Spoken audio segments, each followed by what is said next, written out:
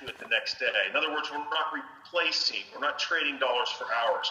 So when you talk about building long-term residual income, the number one thing that I think you've got to do is have consistency.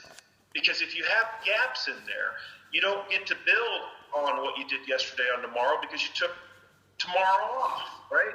And if you want to be consistently having income coming in over time, residual income, you've got to get that consistent habit of building it day to day to day. And when I get people started, they start with a whole universe of circumstances, right?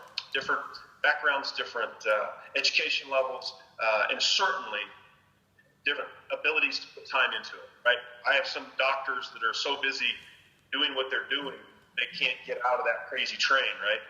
It's like they're trading so many dollars for hours because they make so much per hour, but they don't have a life. They don't love. So they want to do this, but how do they do it? Well, I can start you on 1 hour a day, but I need a day, right? I need that hour every day, or maybe it's every 2 days, but I need it every 2 days. And that consistency is what will build your muscles of over time having this thing really grow into something. But if you don't do it every day, then atrophy and you throw down. I don't have time to go through that whole, weight idea, but everybody knows that analogy. You've got to do it consistently.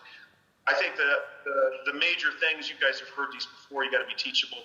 Don't reinvent the wheel. If you want to build a long-term business, you've got to duplicate something that's simple that others can duplicate. If you try to make things really complicated, you come up with these amazing solutions and people can't do them, you're not going to have an organization duplicate. You're not going to be able to create that big business.